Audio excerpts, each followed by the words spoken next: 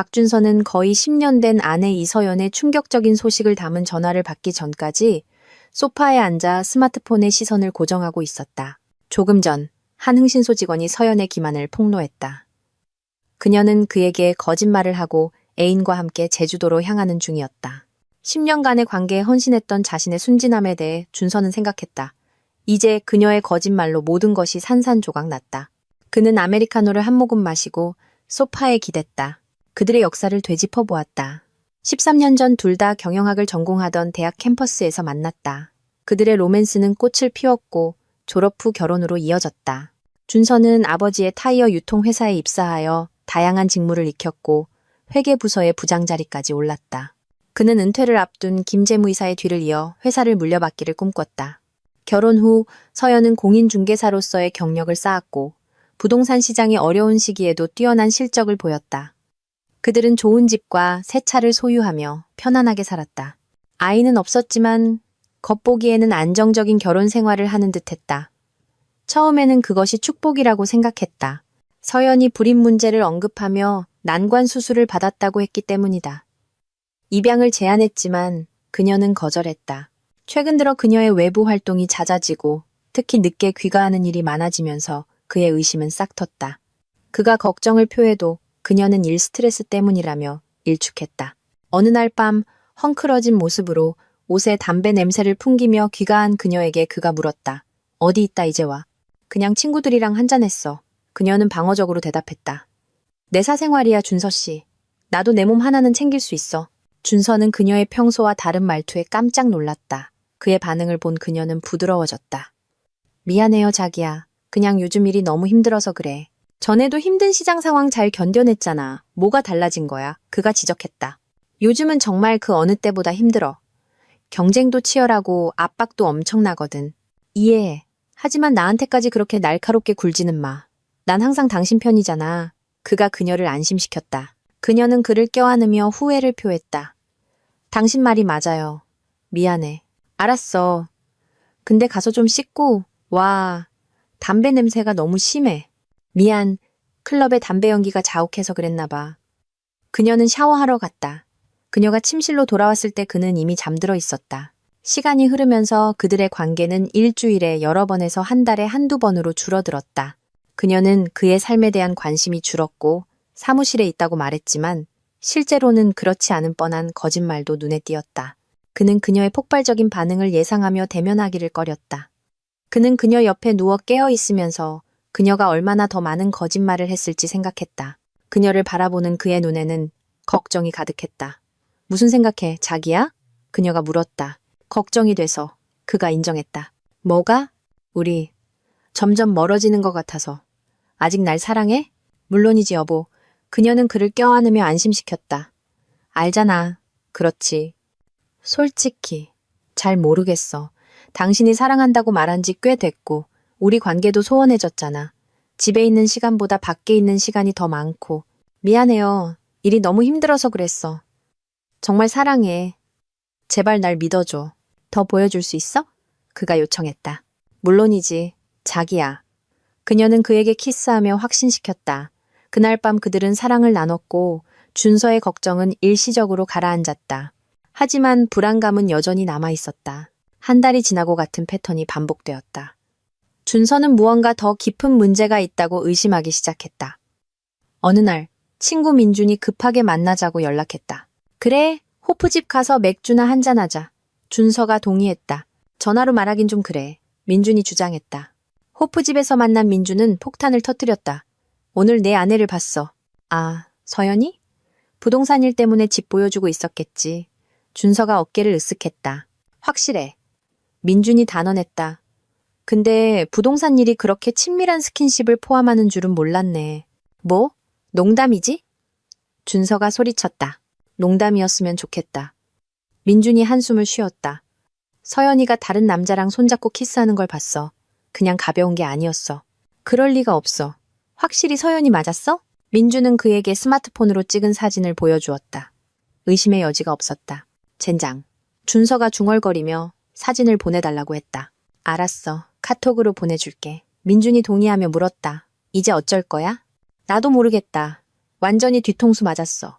내 친구 중에 흥신소하는 녀석이 있는데 연결해 줄까? 민준이 제안했다. 그래, 제발. 진실을 알아야겠어. 민준과 헤어진 후 준서는 집에 있는 서연을 발견했다. 일찍 왔네? 그가 놀라며 말했다. 마침 잘 왔네. 그녀가 미소 지었다. 어디 갔다 와? 민준이랑 한잔하고 왔어. 친구분 별일 없대? 별로.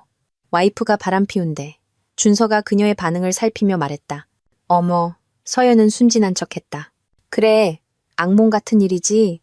우리는 그런 일 없어서 정말 다행이야. 준서가 덧붙였다. 만약 당신이 날 배신하면 난 정말 무너져 내릴 거야. 그는 그녀의 미세한 움찔거림을 놓치지 않았다. 난 절대 당신 배신 안 해. 너무 사랑하는데. 그녀가 그를 껴안으며 안심시켰다. 그렇게 말해주니 기쁘네. 그가 그녀에게 키스하며 대답했다. 근데 왜 이렇게 일찍 왔어? 이번 주말부터 회사 컨벤션이 시작되거든. 미리 짐 싸고 당신이랑 시간 좀 보내려고. 어디서 열리는데? 부산. 해운대 파라다이스 호텔에서. 올해도 상 받아? 그가 그녀의 과거 수상 경력을 떠올리며 물었다. 아마도? 그녀가 대답했다. 그들은 다시 키스했고 그는 부산에서 결혼기념일을 축하하자고 제안했다. 그녀는 업무 약속을 핑계로 거절했다. 실망한 그는 나중에 축하하기로 동의했다. 다음 날 그는 민준에게 흥신소 추천을 받았다. 점심 전에 그는 조사관을 만났다. 안녕하십니까? 박준서 씨. 어수선한 사무실에서 조사관이 그를 맞았다. 강철수라고 합니다. 만나서 반갑습니다. 준서는 서연의 부산 여행에 대해 간략히 설명했다. 부산이라. 거기서 뭔가 꾸미고 있다고 생각하시는 겁니까? 강철수가 물었다. 그럴 수도 있죠. 제게 빚진 녀석들이 거기 좀 있습니다. 서연 씨를 주시하게 할 수 있죠. 만약 방 번호만 알려주시면 감시 장비를 설치할 수도 있습니다. 비용은 추가될 겁니다. 예상했습니다. 하지만 진실을 알아야겠습니다. 강철수는 그에게 소형 디지털 녹음기를 건넸다. 사용하기 쉽습니다. 차 시트 밑에 숨겨두세요. 음성 인식이라 나중에 회수하시면 됩니다. 그녀는 보통 공항 주차장에 차를 세워둬요. 완벽하군요. 그녀가 실수를 하면 우리가 알게 될 겁니다. 여기 제 직통번호입니다. 업데이트가 있으면 연락 주세요. 감사합니다. 준서가 번호를 받으며 개인 계좌에서 수표를 써주었다. 공동 계좌가 아닌 개인 계좌였다. 그들은 수입의 10%까지를 개인적으로 사용하기로 합의했었다. 준서는 보통 그 돈으로 옷을 사거나 서연에게 줄 선물을 샀고 크루즈 여행을 위해 저축하고 있었다. 지금까지는 그날 밤 서연은 여행 가방을 쌌다. 준서는 돕겠다고 나섰다가 그녀의 짐이 과도하게 많은 것을 발견했다. 호기심에 가방 안을 엿본 그는 난관 수술을 받았다고 주장했음에도 불구하고 피임약을 발견했다. 그는 클럽 의상과 노출이 심한 비키니를 포함한 그녀의 소지품 사진을 찍었다. 그 중에는 그가 한 번도 본 적 없는 마이크로 비키니도 있었다. 그는 그녀의 차에 녹음기를 몰래 설치하고 작동되는 것을 확인한 후 차 문을 잠갔다. 이게 마지막일지도 모르겠군. 준서는 부부로서의 관계가 끝나가고 있음을 예감하며 슬프게 생각했다. 다음 날 아침 서연은 호텔방 번호를 알려주고 매일 밤 전화하겠다고 약속했다. 사랑해. 그녀가 키스하며 말했다. 나도 사랑해. 그가 대답하며 그녀가 운전에 떠나는 것을 지켜봤다. 회사에서 그는 강철수에게 서연의 방번호를 알렸다. 알겠습니다. 팀을 배치할 준비를 하죠. 나중에 서연이 공항에서 전화했다. 호텔에 체크인하면 다시 연락하겠다고 했다. 사랑해. 그녀가 거듭 말했다. 나도 사랑해 자기야. 그는 속으로 의심을 감추며 대답했다. 그의 아버지가 다가와 그의 괴로움을 눈치채고 준서는 아버지에게 고민을 털어놓았다. 힘들겠구나 아들아. 전혀 몰랐네. 그럴 리가 없어. 확실히 서연이 맞았어? 우리가 필요하면 언제든 말해라. 고마워요 아버지. 일찍 퇴근한 그는 공항 주차장에서 서연의 차를 찾아 녹음기를 회수했다. 차 안은 깨끗했지만 의심은 가시지 않았다. 집으로 운전해 가는 길에 서연이 전화했다. 자기야, 방금 도착했어. 저도요, 아버지. 이제 막 짐 푸는 중이야. 오늘 밤에 전화할게. 사랑해. 나도 사랑해. 집에 도착한 그는 녹음기를 틀었다. 아무것도 녹음되지 않았기를 바랐다. 대부분은 도로 소음과 라디오 소리였다. 하지만 중간쯤 이르렀을 때 현실이 그를 덮쳤다. 그는 그녀가 블루투스로 통화하는 내용을 들었다. 자기야, 한 남자의 목소리가 들렸다. 안녕, 우리 멋쟁이. 그녀가 교태를 부렸다. 속으로 준서는 웬 놈팽이야 하고 비웃었다. 지난주 정말 끝내줬어. 남자가 회상했다. 즐거웠다니 다행이네. 그녀가 킥킥거렸다. 다음 주 계획은 이미 다 짜놨어. 남편한테는 말했어? 아직. 내가 알아서 처리할 거야. 그가 뭔가 의심해? 전혀. 그는 아무것도 몰라. 내가 하는 말은 뭐든 믿을걸. 내 말이 맞았으면 좋겠네. 공항에 다 와가. 그녀가 말했다. 오늘 밤 호텔에서 봐. 그래. 기다릴게. 안녕. 사랑해. 바이바이. 준서는 녹음기를 든 채 충격에 빠져 멍하니 서 있었다. 그는 자신이 잘못 들은 것이 아닌지 확인하기 위해 녹음을 다시 재생했다. 그녀는 단순히 바람을 피우는 것이 아니었다. 그녀는 그들의 결혼기념일 주간에 그를 포함하지 않는 계획을 가지고 있었다. 좌절감에 그는 속으로 욕을 퍼부으며 그녀의 불륜이 얼마나 오래되었는지, 상대가 누구인지 궁금해했다. 맥주를 한 캔 들고 책상에 앉아 최근의 일들을 곱씹었다. 그가 명백한 신호들을 놓친 것일까? 그녀가 또 무엇을 숨기고 있을까? 그는 그녀의 사생활을 존중했지만 이제는 조사해야 할 의무감을 느꼈다. 그는 그녀가 열쇠를 어디에 두는지 알고 있었다. 보석함에서 열쇠를 꺼내 서재에 있는 그녀의 사무실로 향했다. 그는 배신감에 사로잡혀 책상을 뒤지기 시작했다. 그 안에서 그는 거짓의 그물을 발견했다. 서연은 결혼 생활 내내 그를 속여왔다. 충격적이게도 그녀의 개인 통장에는 합의된 저축 한도를 훨씬 초과하는 2억 5천만 원이 넘는 돈이 있었다. 그녀의 지출 내역을 살펴보니 애인에게 준 것으로 보이는 고가의 롤렉스 시계를 포함한 사치스러운 선물들이 있었다. 또한 비싼 옷과 현금으로 결제한 산부인과 방문 기록도 있었다. 그는 낙태된 아이의 아버지가 누구인지, 그리고 그녀가 수년간 지속적으로 피임약을 사용한 이유에 대해 생각했다. 추가적으로 불과 며칠 전에 구입한 사후피임약 영수증도 발견했다. 그리고 더 있었다. 그는 부유한 동네의 아파트에 대한 거액의 계약금 영수증을 발견했다. 그곳이 그녀의 사랑의 보금자리일지 아니면 탈출구일지 궁금했다. 다른 영수증들은 공과금과 새 가구 지불 내역을 보여주었고 그가 발견한 열쇠 중 하나가 그녀의 새집 열쇠일 것이라고 생각하게 했다. 더 조사하기로 결심한 그는 그녀의 컴퓨터를 켰다. 비밀번호가 키보드 아래에 편리하게 적혀 있었다. 그는 그녀의 이메일에 접속했다.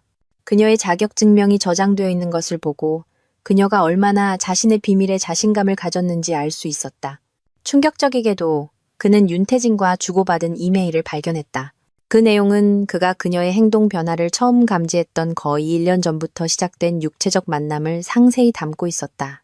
처음에는 호텔방에서 만났지만 나중에는 그녀가 팔고 있는 집에서 대담하게 만났다. 6개월 전에 한 이메일은 그의 질문에 대한 몇 가지 답을 제공했다. 윤태진, 그 작은 문제는 처리했어?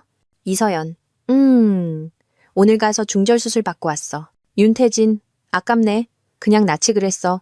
박준서애라고 속일 수도 있었을 텐데. 이서연, 그럴 순 없어. 그는 내가 임신 못하는 줄 알아. 자기 애가 아니란 걸 금방 알아챌 거야. 6개월 전을 회상하며 준서는 그때가 그녀의 거짓말을 처음 알아차렸던 때라는 것을 깨달았다. 젠장, 이 기만적인 여자. 그는 생각했다. 그는 이메일을 계속 스크롤했다. 윤태진은 서연의 결혼 침대에서 사랑을 나누자고 제안했지만 그녀는 거절했다. 준서 씨를 그런 식으로 배신할 순 없어. 그녀가 썼다. 윤태진, 그 멍청이는 아무것도 몰라. 이서연, 안 돼. 윤태진, 너만의 공간이 있으면 어떨까? 네 수입으로 충분히 감당할 수 있을 텐데. 남편은 전혀 모를 거고. 이서연, 당신 말에도 일리가 있네. 나도 개인 통장이 있고 준서 씨는 전혀 신경 안 쓰거든. 알아봐야겠다. 그것이 3개월 전이었다. 계약금 영수증은 한 달 조금 넘은 것이었다. 이서연, 나 오피스텔 구했어. 계약금 냈고 다음 주에 가구 들여놔. 준서 씨는 아무것도 몰라. 윤태진, 완벽해. 이제 거기서 신나게 즐기는 거야. 윤태진, 왜 남편이랑 계속 살아? 그냥 떠나서 내 집에서 살면 되잖아. 이서연, 믿을지 모르겠지만 나 그 사람한테 마음이 있어. 그는 타이어 가게에 잘난 체하는 회계사일 뿐이지만 나한테 잘해준다고. 오피스텔은 우리가 호텔에서 발각될 위험 없이 만날 수 있게 하려고 구한 거야. 그리고 너도 아직 결혼했잖아. 윤태진, 말만 해. 바로 크리스티 김지수랑 헤어질게. 이서연, 골치 아프잖아. 컨벤션 끝나고 보자. 준서는 서연의 편지를 인쇄하고 발견한 영수증을 복사하기 시작했다. 그가 막 그러고 있을 때 서연의 번호가 액정에 떴다. 여보세요. 그가 조심스럽게 받았다. 나야, 자기. 서연이 말했다. 괜찮아? 목소리가 좀 이상한데. 두통이 심해서. 그는 들키고 싶지 않아 거짓말을 했다. 이제 막 밤에 쉴 준비하고 있어. 두통약 먹고 푹 쉬어. 사랑하고 보고 싶어. 나도. 그는 중얼거리며 전화를 끊었다. 그녀가 그의 애정 없는 말을 눈치챘을지 궁금했다. 사실 그는 분노로 들끓고 있었다. 윤태진에 대한 진실을 밝히기로 결심한 그는 서연의 회사 홈페이지를 뒤져 그를 찾아냈다. 윤태진, 지역본부장. 그녀는 정말로 상사와 엮여 있었다. 그 페이지를 인쇄하여 서류 더미에 추가했다. 점점 더 초조해진 그는 그녀의 아파트로 쳐들어갈까 고민했다. 주소를 확인하고는 보안 시스템이 있을지 망설였다. 그녀의 서류를 다시 검토하다가 경보 시스템이라고 표시된 코드를 발견했다. 당연히 적어놨겠지. 그는 씁쓸하게 생각했다. 노트북을 닫고 차고에서 라텍스 장갑을 챙겨 증거를 남기지 않으려 했다. 그녀의 오피스텔을 찾아 그녀의 주차 공간에 차를 세우고 문으로 다가갔다. 장갑을 끼고 보석함에서 가져온 열쇠를 시험했다. 문이 열렸고 그는 안으로 들어갔다. 경보 리모컨을 보고 그가 발견한 코드를 입력하여 경보를 해제했다. 불을 켜고 아파트를 둘러보며 서연의 가구 선택에 감탄했다. 항상 취향은 좋았지. 그녀의 충성심이 그녀의 장식 감각과 맞지 않는 게 안타까울 뿐. 예상대로 그의 사진은 하나도 없었다. 이곳은 그녀의 사랑의 보금자리, 그들의 결혼 생활로부터의 피난처였다. 부엌으로 들어가니 접시와 식기 몇 개만 있었다. 냉장고는 비어 있었고 식료품 저장실도 텅 비어 있었다. 놀랍게도 집은 가구가 완비되어 있었고 꽃 그림으로 장식되어 있었으며 대형 평면 TV도 있었다. 침실로 들어가니 마찬가지로 가구가 놓여 있었고 레이스 커튼이 창문 위로 우아하게 드리워져 있었다. 전기 히터 바로 위였다. 명백한 화재 위험 요소였다. 서랍을 열자 낯선 속옷이 나왔고 남성 속옷을 보고 윤태진의 존재를 의심했다. 휴대폰을 꺼내 사진을 찍었다. 침대 옆 탁자. 서랍에서 윤태진이 보낸 카드가 그의 의심을 확신시켜 주었다. 시계 고마워. 집들이 기대할게. 사랑을 담아. 태진. 분노가 치밀었다. 그가 윤태진과 마주하는 상상을 했다. 드레스룸에는 남성과 여성의 옷이 더 많이 있었다. 주 욕실에서는 세면대 옆에 2개의 칫솔과 샤워기 옆에 그와 그녀의 수건을 발견했다. 휴대폰을 꺼내 몇 장의 사진을 더 찍었다. 두 번째 침실에는 작은 책상과 의자만 있었다. 책상 위에는 네트워크 케이블이 놓여 있었는데 아마도 그녀의 노트북용일 것이다. 그녀 앞으로 온 편지들 속에서 모두 공과금 청구서였는데 그는 사진에 그녀의 이름과 주소가 보이도록 했다. 침실과 마찬가지로 레이스 커튼이 이곳의 창문을 덮고 있었고 역시 전기 히터 위로 드리워져 있었다. 그는 침실에 화재 감지기가 없고 부엌에 있는 낡은 감지기 등 몇 가지 잠재적인 화재 위험 요소를 발견했다. 배터리가 있기는 한 건지 궁금했다. 모든 것이 그가 발견한 그대로인지 확인하고 그는 불을 끄고 보안 시스템을 작동시킨 후 떠났다. 잠긴 문을 다시 확인하고 차로 돌아와 다음 단계를 고민했다. 이혼은 불가피했다. 그녀가 애인과 관계를 끊고 아파트를 포기하더라도 다시는 그녀를 믿을 수 없었다. 남성들이 종종 이런 상황에서 불리하게 작용한다는 것을 알았지만 그는 그녀의 더 높은 수입이 자신을 위자료에서 구해줄 것이라고 희망했다. 진행하기 전에 변호사와 상담하는 것이 현명해 보였다. 그는 또한 아파트가 그녀 단독 소유라는 것이 그가 집을 포기하거나 매각 대금을 나눌 필요가 없다는 것을 의미하기를 바랐다. 그는 그녀가 아파트를 몰래 구입함으로써 자신을 버렸다고 느꼈다. 아이가 없었기 때문에 양육권과 양육비는 문제가 되지 않았지만 그는 그들의 배신에 대한 보복을 원했다. 폭력은 고려 대상이 아니었다. 감옥에 가고 싶은 생각은 없었다. 집으로 돌아와 전화번호부를 뒤져 윤태진의 집 전화번호를 찾았다. 윤태진 댁입니다. 한 여성의 목소리가 답했다. 윤태진 씨 부인이신가요? 그가 물었다. 네, 맞는데요. 누구시죠? 박준서라고 합니다. 남편분께서 에이스 부동산 지역 본부장으로 계시죠? 네, 맞아요. 그런데 지금 컨벤션 때문에 출장 중이시고 다음 주까지 다른 지점들을 방문하실 예정이라 지역 사무실로 연락해서 메시지를 남기셔야 할 거예요. 사실 사모님, 제가 통화하고 싶은 사람은 바로 사모님입니다. 네? 이런 말씀을 드리게 되어 유감입니다만 제 아내가 사모님 남편분과 바람을 피우고 있습니다. 확실한가요? 물론입니다. 증거도 제공할 수 있습니다. 확실한 증거가 있나요? 원하시면 그들이 만나는 장소도 보여드릴 수 있습니다. 그는 전화기 너머로 그녀의 한숨 소리를 들었다. 내일 시간 괜찮으세요? 그녀가 제안했다. 물론입니다. 몇 시가 편하세요? 오후 1시쯤에요. 그녀가 제안했다. 준서는 그녀에게 서연의 아파트 주소와 길을 알려주고 말을 마쳤다. 그럼 그때 뵙겠습니다. 씩 웃으며 그는 책상으로 다가가 할 일 목록을 작성하기 시작했다. 첫 번째 안건은 문 잠금 장치를 교체하는 것이었다. 윤태진의 아내를 서연의 집에서 만나기 전에 끝내야 했다. 술로 슬픔을 달래고 싶은 유혹이 스쳤지만 그는 그것을 떨쳐버리고 대신 차가운 피자 한 조각을 선택했다. 그는 자신의 선택지에 대해 곰곰이 생각했다. 만족한 그는 계단을 올라가 잠자리에 들었다. 다음 날 아침 일찍 그는 철물점에 가서 잠금 장치를 교체할 용품을 사고 아파트용 여분의 열쇠를 만들었다. 정오까지 모든 잠금 장치가 교체되었다. 샤워를 마친 그는 녹음기와 서연의 계정에서 인쇄한 이메일을 챙겨 윤태진의 아내와 만나기 위해 그녀의 아파트로 향했다. 그녀의 차를 발견하고 근처 도요타 코롤라로 다가가자 매력적인 흑발 여성이 앉아 있었다. 그녀의 창문을 두드리며 그가 물었다. 김지수 씨 맞으신가요? 그녀가 신원을 확인하자 그는 그녀를 위해 문을 열어주었다. 박준서입니다. 그가 라텍스 장갑을 끼라고 손짓하며 말했다. 들어가시죠. 그들의 은신처를 보여드리겠습니다. 여분의 열쇠로 문을 성공적으로 열고 보안 경보를 해제한 후 그들은 안으로 들어갔다. 준서는 그녀를 침실로 안내하여 서랍을 열고 옷장에 있는 윤태진의 옷을 보여주었다. 세상에. 그녀가 소리쳤다. 몇 주 동안 이것들을 찾고 있었어요. 그의 옷이 어디로 사라졌나 했더니 남편분께서 최근에 롤렉스 시계를 차고 다니셨나요? 준서가 물었다. 그녀는 그것이 회사에서 받은 선물이라고 언급하며 긍정했다. 고개를 저으며 준서는 서연의 침대 옆 탁자에서 카드를 꺼내 그녀에게 보여주었다. 쪽지를 읽은 그녀는 눈물을 터뜨렸다. 이거 그 사람 필체 맞나요? 준서가 물었다. 네. 그녀가 흐느꼈다. 하지만 더 있어요. 그가 이메일을 제시하고 녹음기를 틀며 덧붙였다. 눈물을 흘리며 그녀는 이메일을 읽고 금요일 녹음을 들었다. 미안해요. 준서가 자신의 감정을 억누르며 그녀를 껴안았다. 당신 잘못이 아니에요. 저도 무언가 의심했지만 증거가 없었어요. 마음을 추스른 그녀는 그를 마주했다. 그래서 계획이 뭐예요?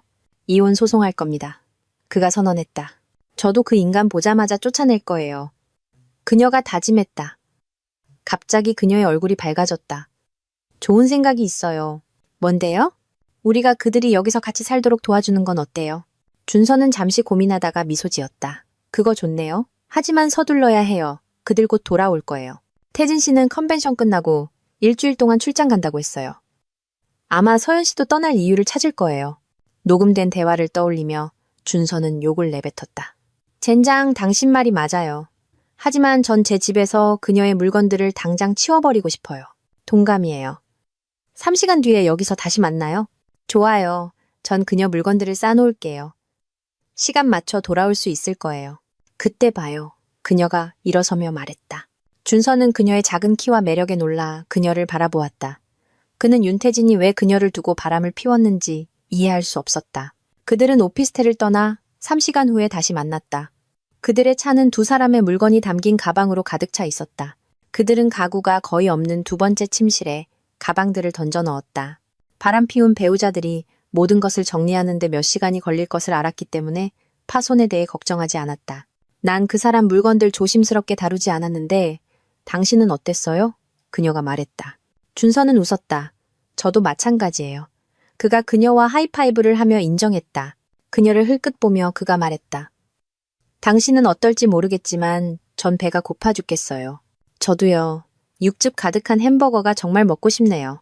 크고 치즈가 듬뿍 들어간 거요. 완벽하네요. 제가 아는 곳이 있는데 같이 가실래요? 제가 쏠게요. 안내하세요. 그녀가 대답했다. 그가 민준과 자주 가던 바로 향하자 그녀가 뒤따랐다. 주차하자 지수는 건물을 회의적으로 쳐다보았다. 술집이요? 절 믿어요. 여기 버거가 최고예요. 좋아할 거예요. 알았어요. 하지만 저한테 술 먹여서 어떻게 해보려는 생각은 아니겠죠? 웃으며 그는 그녀를 안심시켰다. 그것도 유혹적이긴 하지만 그러진 않을게요.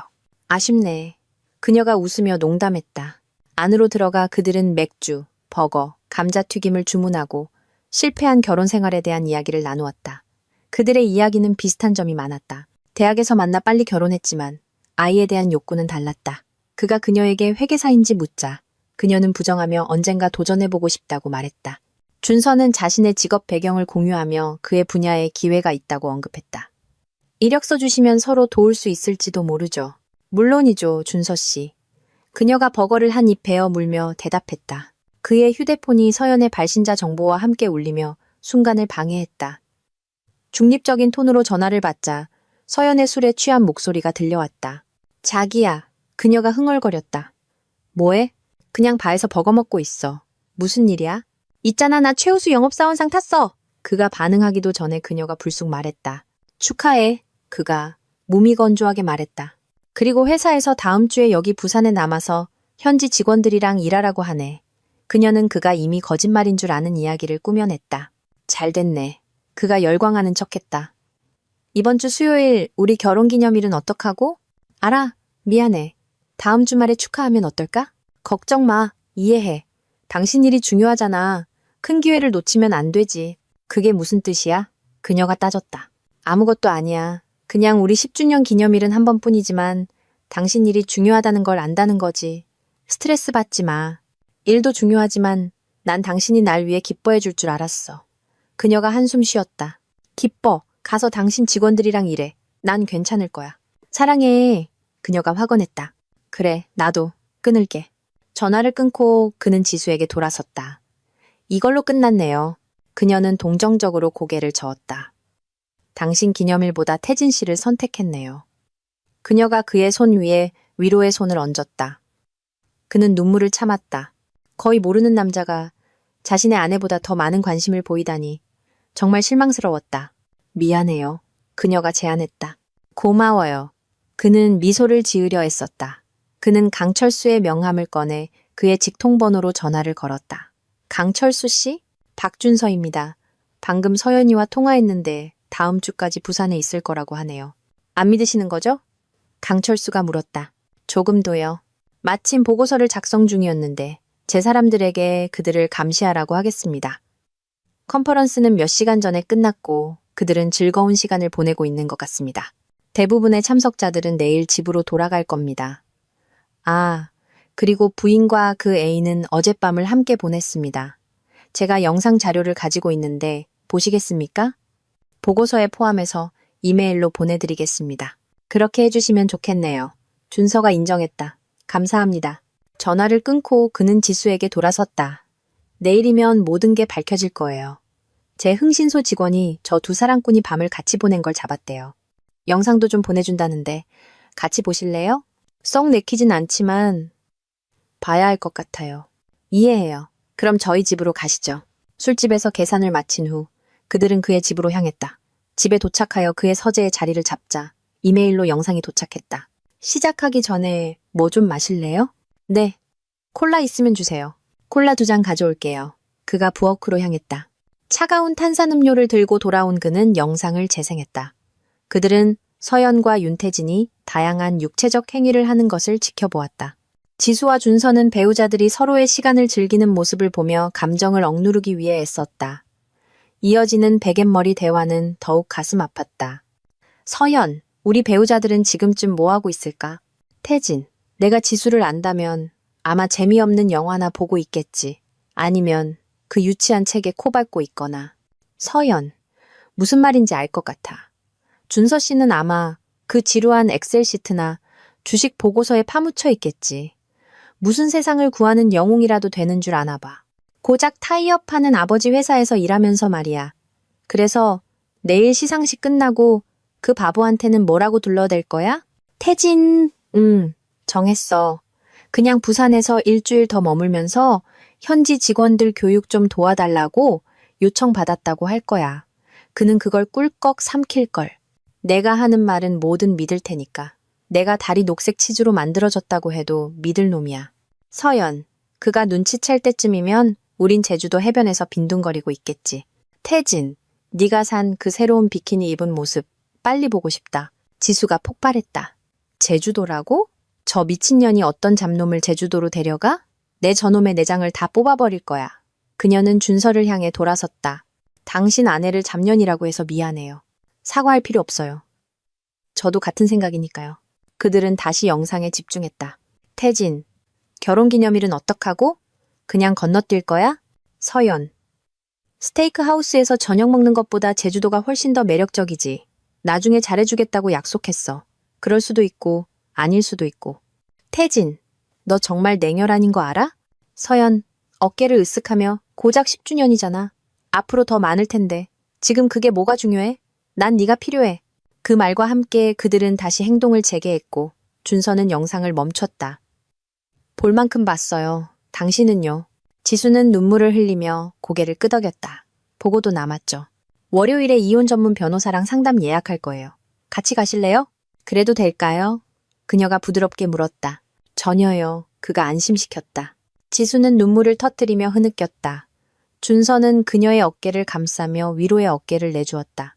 그 역시 울고 싶었지만 자신의 감정적인 혼란 속에서 그녀를 위로하는 데 집중하며 참았다. 오늘 밤 여기서 자도 괜찮을까요? 그녀가 물었다. 이상한 짓 안 할게요. 그냥. 껴안고만 있고 싶어요. 물론이죠. 얼마든지 계세요. 고마워요. 그 바보한테 몇 년을 낭비했는지 믿을 수가 없어요. 내내 그의 거짓말에 속아 넘어갔다니. 정말 이해해요. 준서가 공감했다. 그는 그녀를 안방으로 안내하고 그녀가 잠옷으로 입을 만한 긴 티셔츠를 찾아주었다. 그녀는 그것을 받고 욕실로 가서 갈아입었다. 그녀가 돌아오기를 기다린 후 그는 잠옷을 입고 침대에 누웠다. 그녀는 긴 티셔츠를 입고 욕실에서 나왔고 그는 그녀의 모습에 거의 깜짝 놀랐다. 그는 항상 서연의 다리를 칭찬했지만 지수의 다리는 그가 본 것 중 가장 가늘고 아름다웠다. 그녀는 이불 속으로 미끄러져 들어오며 미소 지었다. 왜 그래요? 여자 다리 처음 봐요? 당신 다리만큼 사랑스러운 건 처음이에요. 달콤한 말은 어디서든 통하죠. 그녀가 놀렸다. 그는 그녀를 팔로 감싸 가까이 끌어당기며 그녀의 향기를 음미했다. 그녀는 그의 가슴에 손을 얹고 그에게 꼭 붙어 안겼다. 지난 10년간 제 아내 말고는 한 침대를 쓴 여자가 당신이 처음인 거 알아요? 그가 고백했다. 그리고 당신은 제 남편 말고는 처음인 남자고요. 그녀가 밝혔다. 그들은 영원처럼 느껴지는 시간 동안 서로의 눈을 응시하다가 서로의 품에 안겨 잠이 들었다. 다음 날 아침, 그들은 서로 얽힌 채 잠에서 깼다. 잘 잤어요? 잠꾸러기? 그녀가 인사했다. 그가 화장실에 가기 위해 일어나자 그녀가 덧붙였다. 저 때문에 서두를 필요 없어요. 좋은 아침, 아름다운 당신. 그가 대답했다. 금방 올게요. 화장실에서 용변을 보는 것은 흥분 상태 때문에 쉽지 않았다. 돌아왔을 때 지수는 이미 부엌을 정리하고 아침 식사로 스크램블드 에그와 베이컨을 준비하고 있었다. 시계를 보니 오전 8시 30분이었다. 그의 시선은 그의 낡은 티셔츠를 입고 요리하는 지수에게 돌아갔다. 순간 서연이 그들을 위해 아침을 만들어주던 시절을 회상했다. 와, 냄새 정말 좋네요. 그가 말했다. 제가 멋대로 주방을 써서 미안해요. 전혀요. 누가 절 위해 아침을 만들어준 게 언젠지 기억도 안 나요. 서연 씨는 요리 안 해줬어요? 예전엔 해줬죠. 근데 얼마 전부터 그만뒀어요. 시간이 너무 많이 걸리고 고객들을 위해 준비해야 한다고요. 참나. 지수가 중얼거렸다. 그러게요. 그가 동의했다. 베이컨 냄새가 공기를 가득 채웠고 그녀는 그의 앞에 푸짐한 접시를 놓아주었다. 그는 몇 주 동안 굶은 사람처럼 허겁지겁 음식을 먹었다. 와, 정말 맛있었어요. 매일 아침 이렇게 요리해요? 할 수 있을 때마다요. 그의 휴대폰이 강철수의 이름과 번호를 표시하며 울렸다. 여보세요, 강철수 씨. 일요일에도 일하시네요. 강철수가 웃었다. 원하는 것보다 더 자주 하죠. 업데이트 해드리려고요. 부인과 그 애인은 오늘 아침 6시 직전에 라스베이거스, 부산에서 비행기를 탔습니다. 로스앤젤레스, 김포에서 약 40분간 경유했고 1시간 전에 비행기가 출발했습니다. 약 5시간 후에 호놀룰루, 제주에 도착할 겁니다. 필요하시면 비행편 정보도 있습니다. 알겠습니다. 준서가 확인했다. 대한항공 K31편입니다. 제주에 제 연락책이 착륙하는 즉시 추적할 준비가 되어 있습니다. 고마워요, 강철수 씨. 준서가 정보를 받아 적으며 말했다. 전화를 끊고 그는 지수에게 돌아섰다. 자, 업데이트가 있어요. 그들 지금 제주도로 가는 중이래요. 비행기가 고도를 높이자 서연은 자리에 앉아 창밖을 내다보았다. 그녀는 태평양 위를 나는 것을 보았다. 이거야. 그녀는 속으로 생각했다. 왼쪽을 보니 윤태진은 이미 옆자리에서 잠들어 있었다. 그녀는 잠시 눈을 감고 지난 10년을 회상했다. 믿음직한 남편을 배신한 것에 대한 짧은 죄책감이 그녀를 휩쓸었다. 마음 깊은 곳 어딘가에서 그녀는 이것이 단지 일련의 잘못된 선택 중 하나일 뿐임을 인정했다. 그러나 그녀는 스스로에게 그것을 정당화했다. 그녀는 준서가 전혀 모르는 채 모든 것이 해결되기를 바랐다. 아마도 그들의 결혼은 계속될 것이고 그들은 함께 늙어가며 평화롭게 은퇴할 것이다. 그녀의 첫 실수는 준서에게 임신할 수 없다고 밝힌 것이었다. 실제로는 가능했지만 그녀는 가족을 원하지 않았다. 모성은 어떤 이들에게는 매력적일 수 있지만 그녀에게는 아니었다. 그래서 그녀는 준서에게 난관 수술이 필요하다는 의학적 장애가 있다고 알렸다. 그는 결국 동의했다. 그러나 자궁 내 장치, IUD에 문제가 생겨 골반 통증과 두통 때문에 사용을 중단해야 했다. 그녀는 가임기 동안 육체적 관계를 피하기 위해 달력주기법과 함께 일반적인 피임약을 사용했다. 대부분 효과적이었지만 그녀는 2번 임신했다. 첫 번째는 남편과의 사이에서였다. 그의 반응이 두려웠고 이는 그녀의 첫 거짓말과 부모가 되고 싶지 않은 그녀의 마음을 드러낼 것이었다. 그녀는 비밀리에 중절 수술을 받았고 개인적으로 비용을 처리했다.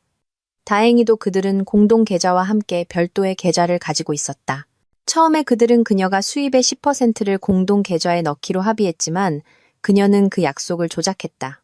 그녀는 준서가 모르게 중절 수술 비용을 독립적으로 충당할 수 있었다. 2번째 임신은 약 6개월 전 윤태진과의 사이에서였다. 그녀는 연인에게 상황을 털어놓고 또 다른 중절 수술을 선택했고 개인 계좌에서 비용을 충당하며 준서가 계속 모르기를 바랐다. 그리고 그녀의 혼외 정사가 있었다. 결혼 초기 7년 동안 그녀는 남편에게 충실했다. 그러나 어느 날 모든 것이 바뀌었다. 그녀는 눈에 띄게 잘생기고 부유한 고객을 만났다. 찰나의 순간 그녀는 결코 후회하지 않을 결정을 내렸다. 그들은 그녀가 보여주고 있던 호화로운 집 안에서 격렬하고 열정적인 관계를 가졌고 그는 그 집을 즉시 구입함으로써 감사를 표했다. 그런 만남은 드물었고 다음 1년 반 동안 10번 정도 일어났다. 나중에 그녀는 다른 사람들도 비슷한 행동을 한다는 것을 알게 되었다. 비록 순간적인 죄책감을 느꼈지만 그녀는 다른 여자들도 결과 없이 즐길 수 있다면 왜 나는 안 돼? 라고 합리화했다. 그녀의 관점에서 그것은 준서와 아무 관련이 없었다. 그에 대한 그녀의 사랑은 변함이 없었고 그가 모르는 것은 상처를 주지 않을 것이었다. 그리고 그녀는 윤태진을 만났고 모든 것이 바뀌었다. 그는 그녀의 남편이 갖지 못한 모든 것을 구현했다. 준서는 결정을 신중하게 숙고하는 분석적인 사람이었고 반면에 윤태진은 충동적이었고 즉흥적으로 결정했다. 준서의 개인적, 직업적 삶의 경로는 이미 정해져 있었다. 그는 아버지의 타이어 사업에 경력을 바쳤고 CFO가 되고 궁극적으로는 사장 겸 CEO가 될 예정이었다. 반대로 윤태진의 미래는 불확실했다. 그는 매일을 있는 그대로 받아들이고 순간을 살았고 준서는 미래를 숙고했다. 침대에서의 접근 방식은 극명하게 달랐다. 준서는 그녀의 쾌락을 우선시했지만 윤태진은 더 강압적이어서 그녀의 감정을 산산조각 냈다. 처음에 그들의 미래는 눈에 띄지 않는 모텔이나 그들이 팔고 있는 집에서 이루어졌지만 그녀는 발각되어 준서나 윤태진의 아내 지수에게 알려질까봐 불안해졌다. 그리고 준서가 그들의 관계에 대해 우려를 표한 후 그녀는 잠시 윤태진과 거리를 두고 남편에게 애정을 돌렸다. 그러나 그녀의 결심은 약해졌고 윤태진은 화해를 원했지만 그녀는 준서가 그들의 불륜을 발견할까봐 두려워했다. 이 위험을 완화하기 위해 그녀는 자신만의 아파트를 구입하기로 결정했고 이는 그녀와 윤태진에게 사적인 성역을 제공했다. 준서의 보수적인 태도에도 불구하고 그녀는 그에 대한 미련을 품고 있었다. 그들이 세금 신고를 별도로 하기로 한 결정은 그녀가 여전히 세금 혜택을 받으면서 윤태진과 함께 떠나는 것을 용이하게 했다.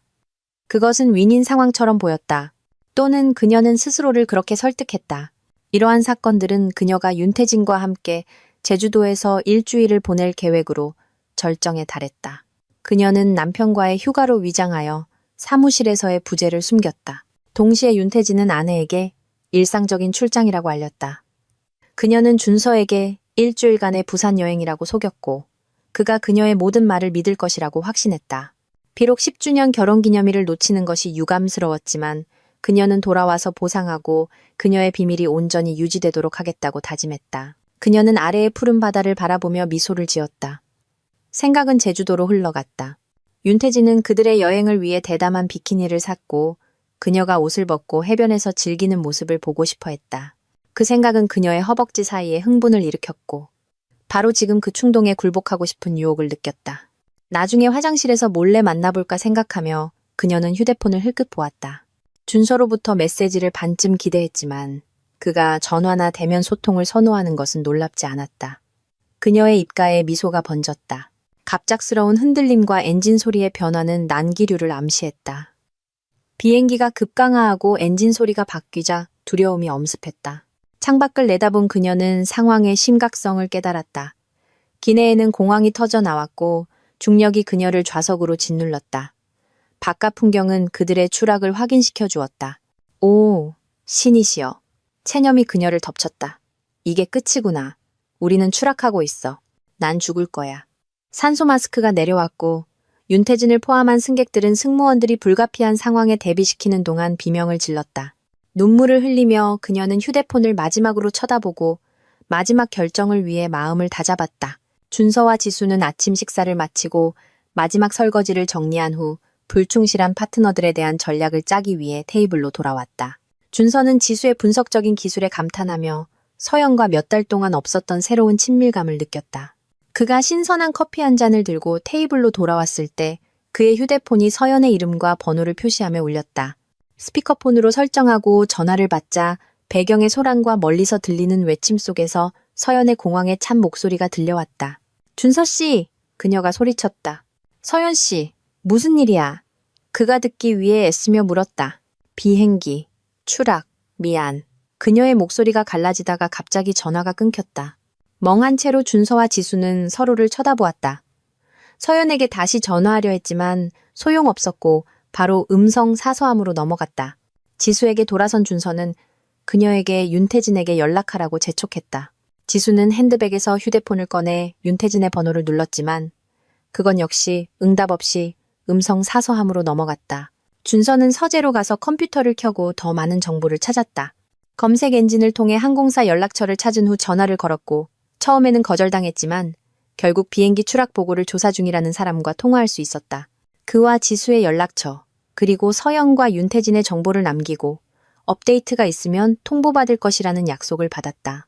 온라인에서 더 이상 찾을 것이 없자 그는 뉴스를 받기까지 최소 1시간이 걸릴 것으로 예상했다. 그들은 거실로 가서 뉴스 업데이트를 기대하며 TV를 켰다. 준서는 채널을 돌렸지만 속보는 없었다. 이 순간까지 이어진 사건들을 회상하며 그는 휴대폰을 흘끗 보았다. 마침내 한 뉴스 채널에서 제주도로 향하던 대한항공 여객기가 태평양에 추락했다는 보도를 내보냈지만 구체적인 내용은 없었다. 오, 세상에. 지수가 손으로 입을 가리며 외쳤다. 준서는 그녀를 껴안으며 결혼 생활의 긴장에도 불구하고 서연의 안전을 조용히 기도했다. 그녀가 죽는다는 생각은 견딜 수 없었다.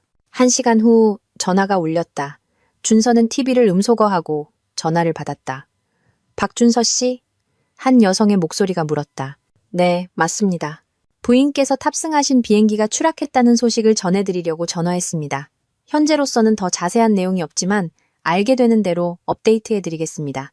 감사합니다. 준서가 대답하고 전화를 끊었다. 그와 지수는 서로를 껴안고 눈물을 흘렸다.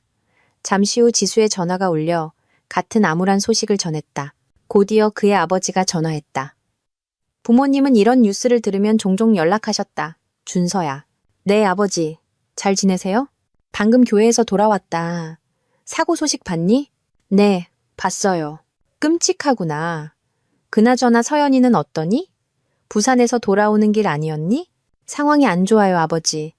서연이 그 추락한 비행기에 타고 있었어요. 뭐라고? 아버지가 숨을 헐떡였다. 너 없이 제주도는 왜 간 거니? 애인이랑 같이 갔어요. 준서가 털어놓았다. 세상에. 정말 유감이다. 아들아, 일주일 휴가 내고 일 좀 정리하렴. 우리가 도울 일 있으면 김 부장한테 알려주고 언제든 전화하렴. 고마워요, 아버지.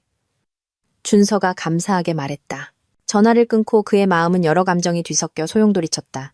한편으로는 서연이 아마도 세상을 떠났다는 것을 알기에 깊은 슬픔을 느꼈지만 다른 한편으로는 그녀의 배신에 대한 분노와 그녀에게 맞서지 못한 자신에 대한 분노가 들끓었다. 이상하게도 이혼하지 않아도 된다는 사실은 그를 괴롭히지 않았다. 그러나 서연의 아파트를 포함한 마지막 경비를 자신이 부담해야 한다는 사실에 정신이 번쩍 들었다. 젠장. 그가 중얼거렸다. 그는 지수를 흘끗 보며 그녀가 어떻게 대처할지, 어떤 조치를 취할지 궁금했다. 한 가지 아이디어가 떠올라 그는 그녀에게 다가갔다. 지수씨, 당신 아파트 팔고 저랑 같이 여기서 사는 건 어때요? 그녀는 눈물이 가득한 눈으로 그를 마주 보았다. 진심이에요? 물론이죠. 위층에 남는 방도 있고 앞으로 닥칠 어려움들을 생각하면 서로 의지할 수 있을 거예요. 잠시 고민한 후 그녀가 대답했다. 좋아요. 단 조건이 하나 있어요. 뭔데요? 당신 침대를 같이 쓰는 거요. 정말? 준서의 생각은 빠르게 돌아갔다. 상황이 예상보다 빠르게 진행되고 있음을 깨달았다. 의심을 떨쳐버리고 그는 순간을 잡기로 결심했다. 좋아요. 남편과 진정으로 편안함을 느낀 지 오래됐어요.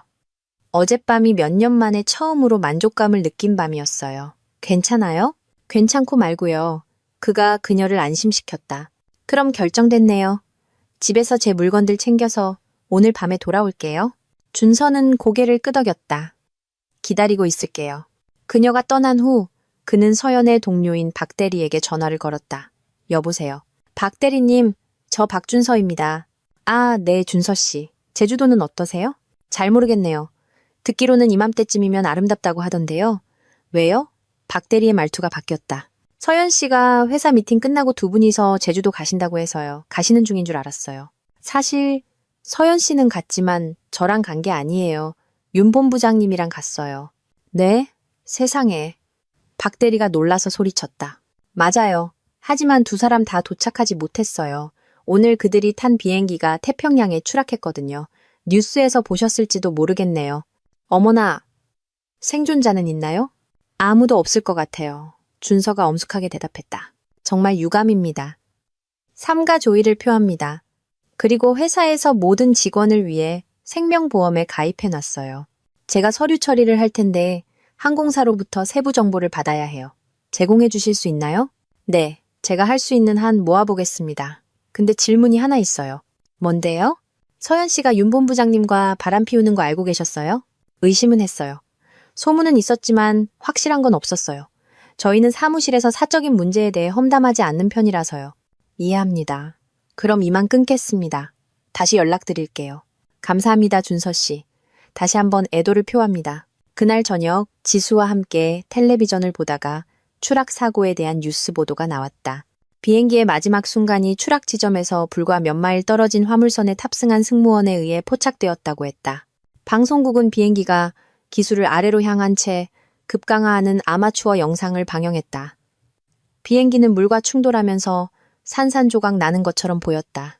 보도는 화물선이 생존자 수색을 돕기 위해 항로를 변경했으며 물에서 여러 구의 시신을 인양했지만 불행히도 생존자는 없었다고 전했다. 추가적으로 서영과 윤태진의 소지품을 포함한 상당량의 수화물이 회수되었지만 그들의 시신은 발견된 시신 중에 없었다.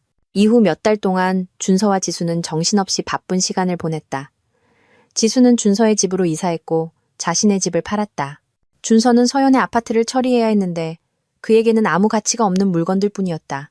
결과적으로 그는 모든 것을 기부했고 나중에 아파트를 팔아 서연의 원래 투자금을 회수했다.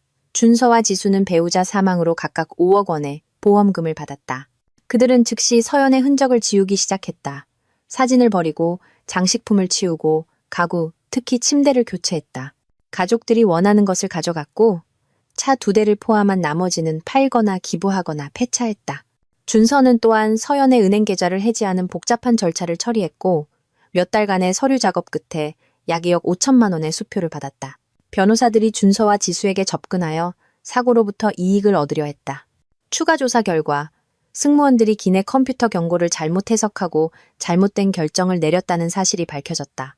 비행기는 분당 약 12, 0피트의 속도로 하강하여 약 시속 135마일로 물에 추락했으며 이 과정은 3분이 조금 넘게 걸렸다. 준서는 서연의 마지막 순간, 그중 일부는 그와 통화하며 보낸 시간이 끔찍했을 것이라고 상상했다. 그는 그녀의 마지막 행동이 후회였을 것이라고 믿었다. 탈출할 기회 없이 죽음을 향해 돌진하고 있다는 것을 깨달았을 때. 그럼에도 불구하고 준서는 그것이 너무 적고 너무 늦었다고 생각했다. 다행히도 항공사는 모든 피해 가족과 합의에 이르렀고 각 승객에게 1억 7,500만 원이 조금 넘는 금액을 보상했다. 준서와 지수는 세금을 제외하고도 총 16억 원이 넘는 상당한 금액을 받았다. 서연이나 윤태진의 유해가 수습되지 않았기 때문에 장례식은 열리지 않았다. 그러나 준서와 지수는 주로 가족들을 위해 추도식을 열었다.